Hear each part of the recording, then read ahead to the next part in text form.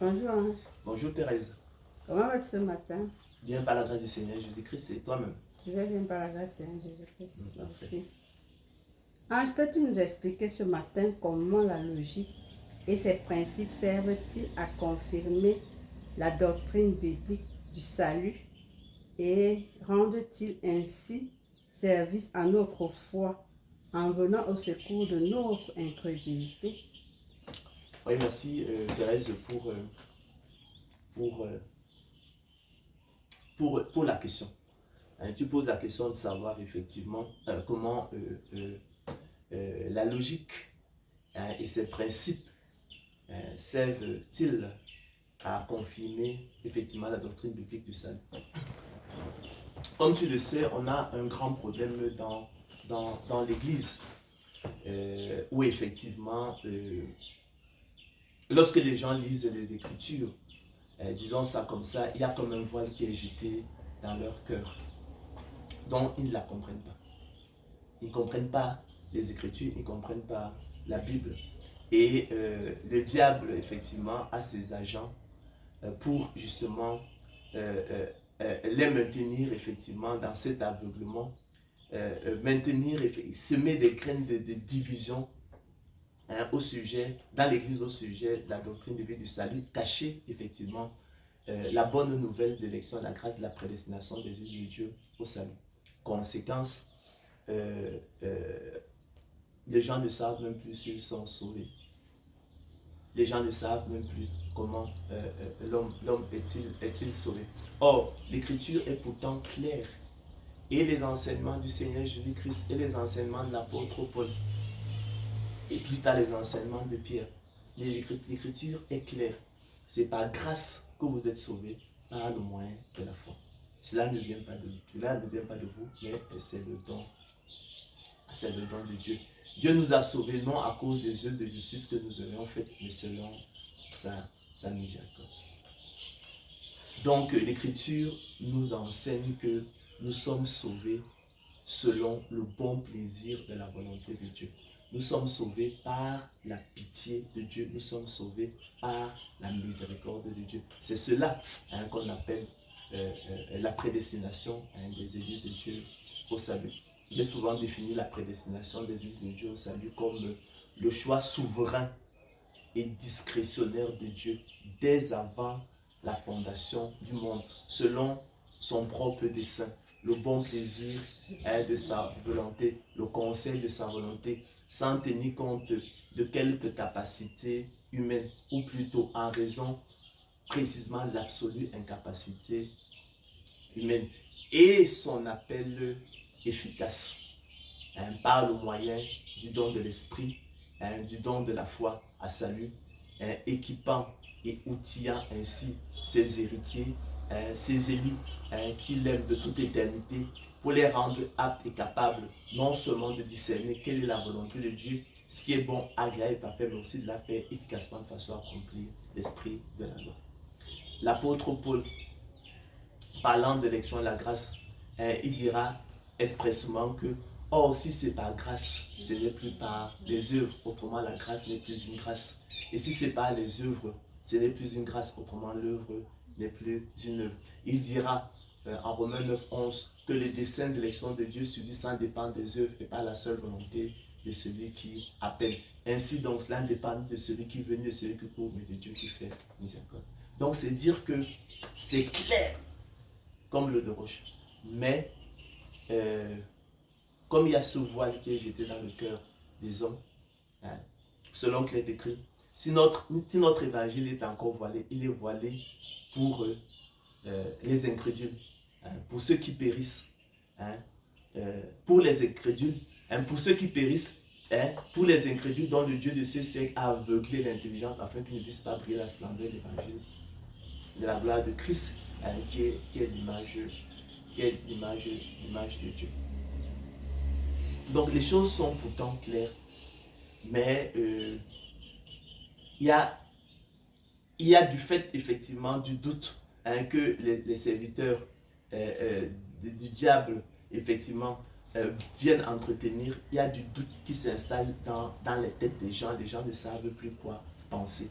ils estiment que c'est trop difficile, et puis on sombre dans le découragement, on mène une vie d'hypocrisie, on ne veut plus rechercher la vérité dans ces choses fondamentales. Or, ces choses sont fondamentales, hein, et Dieu, je veux dire, quand je veux parler de Dieu, parler effectivement de l'élection de la grâce, je veux parler de la prédestination des yeux de Dieu au salut. Ces choses-là sont fondamentales et Dieu veut effectivement que nous le sachions. Il veut que nous sachions ces choses qu'il nous a données par sa grâce, parce qu'elles seront pour nous une consolation éternelle, une bonne espérance, un puissant encouragement. Certes, il s'agit des choses que l'œil n'a point vu, que l'oreille n'a point entendu, qui sont remontées au cœur de l'homme. Mais Dieu ne les va révéler par l'esprit, du moins à ses apôtres, aux auteurs bibliques, dont il l'a révélé par sa parole, afin que nous connaissions les choses qu'il nous a données par sa grâce. Mais le diable fera tout. Il fera tout pour que nous ne maîtrisions jamais, pour que nous nous approprions jamais de ces choses excellentes. Donc, face donc effectivement à cette difficulté qui trouble plus d'un, j'ai pensé effectivement, Thérèse, qu'on pourrait recourir effectivement à la logique et à ces principes, hein, pour confirmer en fait la doctrine biblique, pour confirmer la doctrine biblique du salut et assurer nos téléspectateurs, assurer les enfants de Dieu partout où ils nous écoutent, effectivement, est-ce qu'effectivement ils ont l'assurance du salut, que le salut est bel et bien selon le bon plaisir, hein, de la volonté de Dieu. Donc les hommes ont donc inventé des avatars de la prédestination. On nous parle un coup de la prédestination selon la préscience divine, un coup on nous parle de la prédestination salvifique universelle. Or, comme je l'ai rappelé précédemment, la prédestination est sur le bon plaisir de la volonté de Dieu. On va donc voir comment la logique peut nous aider dans l'histoire. Alors, le texte de référence qu'on va prendre, on va pas prendre aujourd'hui l'apôtre Paul, mais on va prendre les propos tenus par le Seigneur Jésus-Christ. Je parle de mémoire, ça doit être Luc 10, 17. Hein? Qu'est-ce que je raconte? C'est Luc, qu'est-ce qu'on va passer? Luc combien? Alors là, c'est Jean quoi? C'est Jean 10. Attends. C'est Jean 10, 15, je crois. Non, attends. Jean 10, 15. Non, c'était quoi? C'était les derniers entretiens de Jésus. Hein, on va voir ça. Les derniers entretiens de Jésus. Derniers entretiens. Donc, Jean 15, 16. Voilà, donc ce sont les derniers entretiens de Jésus avec ses disciples, hein, selon qu'il est écrit. Donc c'est Jean 15, 16, hein, selon qu'il est écrit. Alors voici ce que le Seigneur écrit et dit à ses disciples, hein, aux apôtres. Ce n'est pas vous qui m'avez choisi, mais moi, je vous ai choisi. Et je vous ai établi, afin que vous alliez et que vous portiez du fruit, et que votre fruit demeure, afin que ce que vous demanderez au Père à mon nom, il vous le donne. Donc ce n'est pas vous qui m'avez choisi, mais moi, je vous ai choisi. Tout est dit là-dedans. Ce n'est pas vous qui m'avez choisi, mais moi, je vous ai choisi. Tout est dit là-dedans. Mais effectivement, lorsqu'on dit ça, il y a comme un voile qui est jeté dans nos têtes. Bon, en fait, les gens ne saisissent pas toutes les vérités, toutes les rapports vrais, hein, qui sont contenus dans le verset.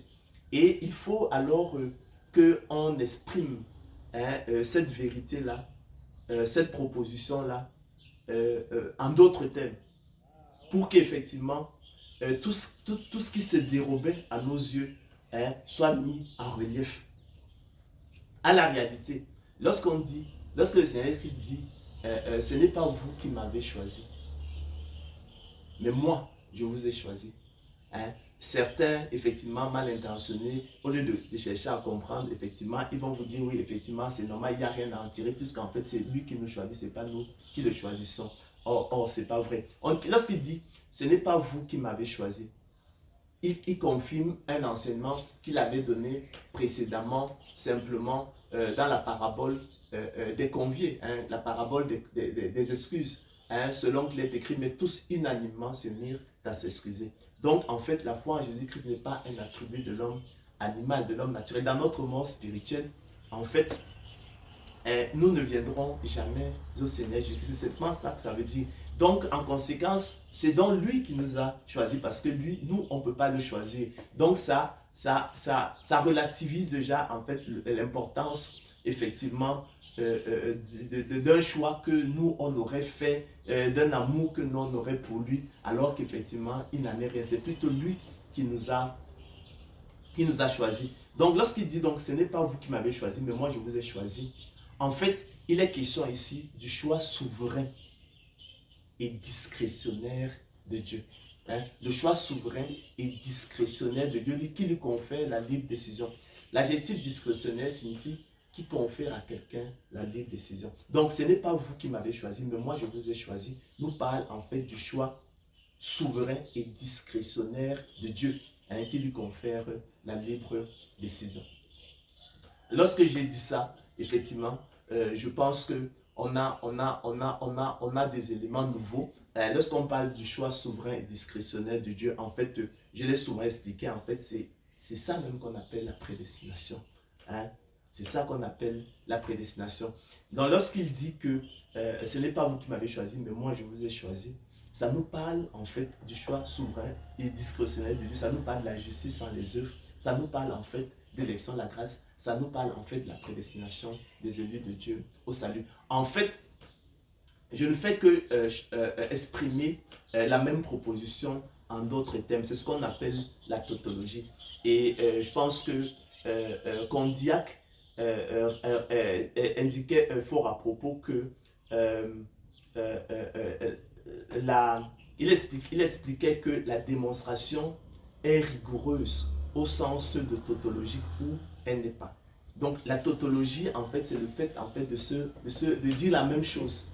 Donc c'est ce que nous faisons lorsque nous exprimons cette proposition-là en d'autres thèmes. Nous avons simplement à cœur de mettre en relief les vérités qui, en fait, se dérobaient qui se dérobaient, en fait, qui se dérobaient à nos yeux. Donc, on comprend donc que lorsque le Seigneur Jésus-Christ dit ce n'est pas vous qui m'avez choisi, mais moi, je vous ai choisi. On comprend que là, en fait, on a ici, là, à l'œuvre, et je l'ai dit, le choix souverain et discrétionnaire de Dieu. Il est question ici des principes, en fait, de l'élection de la grâce, de la justice sans les œuvres, de la prédestination des élus de Dieu au salut. Hein? Et vous savez que l'élection de la grâce, en fait, c'est la voie de salut du peuple de Dieu. C'est l'unique voie de salut du peuple de Dieu. Donc, on a là le principe qu'on appelle le principe de l'identité. Le principe de l'identité veut que, effectivement, on comprend, je vais dire par là que c'est le même concept qui est à l'œuvre dans dans le choix du petit troupeau et des disciples du Seigneur et dans le choix, en fait, du peuple de Dieu. Hein? L'élection du petit troupeau des disciples du Seigneur, c'est selon le choix discrétionnaire de Dieu. De même, l'élection du peuple de Dieu, c'est selon le choix discrétionnaire de Dieu. En fait, l'élection de la grâce. Hein? L'élection de la grâce, vous me direz qu'est-ce que c'est. Bien que l'écriture soit claire, effectivement, on met du doute dans l'esprit des gens. Mais en fait, le principe, sur la base du principe, le principe de l'identité, on comprend mieux, effectivement, ce que c'est que l'élection de la grâce en nous référant, cette fois-là, à la parole du Seigneur, au concept qui régit, en fait, l'élection du petit troupeau des disciples du Seigneur, à savoir, ce n'est pas vous qui m'avez choisi, mais moi, je vous ai choisi. Donc, ces deux ensembles-là, donc, à savoir le petit troupeau des disciples du Seigneur et le peuple de Dieu, ont ce qu'on appelle un rapport mutuel. Ça, c'est le principe du rapport mutuel, à savoir le choix le choix discrétionnaire de Dieu, la justice sans les œuvres. Donc ce rapport mutuel qu'ils ont nous autorise donc à transférer le concept du choix discrétionnaire d'un ensemble à l'autre et vice-versa, du petit troupeau des disciples du Seigneur vers le peuple, l'ensemble du peuple de Dieu, l'ensemble des brebis du Seigneur, de tous les âges, juifs et païens, et vice-versa. Et c'est ça qu'on appelle en fait ce transfert de concept d'un domaine à un autre, d'un ensemble à un autre. C'est ça qu'on appelle l'analogie. On est là donc dans le principe d'analogie, le principe de la généralisation. Et qui nous conduit d'ailleurs, qui met d'ailleurs en évidence le principe de la figure reconnaissance, qui est donc aussi un autre principe de la logique et qui admet que la figure permet la reconnaissance. Comme effectivement Hegel a souvent expliqué, pour un visage par exemple, si être défiguré c'est être méconnaissable, c'est que la figure permet la reconnaissance. Donc on est là dans la lecture donc allégorique, et typologique. Donc on comprend donc que l'élection du petit troupeau des disciples du Seigneur est un type de l'élection du peuple de Dieu. L'élection du petit troupeau des disciples du Seigneur est un type de l'élection du peuple de Dieu. C'est le même concept ou principe qui est à l'œuvre, à savoir le choix discrétionnaire de Dieu qui lui confère la libre décision. D'accord? C'est la justice sans les œuvres. C'est en fait l'élection de la grâce dans toute sa splendeur. C'est la prédestination sur le bon plaisir de la volonté de Dieu. Et on va même chuter plus loin donc dans le principe de la raison suffisante. Le principe de la raison suffisante nous indique simplement la raison qui justifie effectivement une situation, un état de cause. On a dit, ici il s'agit de justifier pourquoi l'élection de la grâce, pourquoi la prédestination des élus de Dieu au salut est nécessaire. C'est une exigence parce qu'en dehors d'elle, personne ne serait sauvé. Sur la base donc du principe de la raison suffisante, on comprend que effectivement l'élection de la grâce est une nécessité car sans elle personne ne serait sauvé en raison effectivement du péché qui habite en nous et qui nous condamne tous sans exception. Donc il nous faut donc l'élection de la grâce, la prédestination sur le bon plaisir de la volonté de Dieu devient dès lors une exigence. Voilà Thérèse comment la logique et ses principes peuvent venir en aide, peuvent, je vais dire, confirmer, peuvent effectivement confirmer la doctrine biblique du salut et venir et rendre un service effectivement, et rendre un service à notre foi. La logique, on l'a souvent définie comme l'art de bien conduire sa raison dans la connaissance des choses, tant pour s'en instruire soi-même que pour en instruire les autres. Il y a Hegel qui disait que c'était la pensée de la pensée. C'était la science de la pensée, de ses déterminations et de ses lois. Donc, voilà comment, effectivement, en prenant effectivement ce passage de Jean 15, 17, selon qu'il est écrit, ce n'est pas vous qui m'avez choisi, mais moi, je vous ai choisi par la tautologie, en exprimant en fait cette proposition en d'autres termes. On parvient à mettre en évidence les vérités et les rapports vrais qui étaient dérobés à notre yeux et qui nous auraient permis aisément, effectivement, de comprendre que et qui nous aurait permis de comprendre simplement que l'élection du petit troupeau des disciples du Seigneur est un type d'élection du peuple de Dieu. Et cela est fondé donc sur le rapport d'identité. Le rapport d'identité que l'on exprime encore par la proposition A est égal à A, hein, et ne saurait, non, par la proposition A est égal à A et ne saurait être différent de A. On dit A est égal à A et ne saurait, hein, en même temps être différent de A. Donc, principe de l'identité, que l'on complète donc avec le principe de contradiction et le principe de différence. Ensuite, on a vu le principe du rapport mutuel, hein, comment effectivement le petit troupeau des disciples du Seigneur et le peuple de Dieu avaient un rapport mutuel, à savoir le choix souverain, le choix discrétionnaire de Dieu. Comment effectivement ce concept-là, hein, pouvait voyager, on pouvait le transférer, on pouvait l'étendre d'un ensemble à l'autre, et c'était ça qu'on appelait en fait l'analogie, le principe d'analogie, le principe de la généralisation. Voilà, Thérèse, comment la logique, hein, et ses principes peuvent venir, hein, au secours effectivement de notre foi. Merci Ange. Ben, c'est moi, Thérèse, qui te remercie.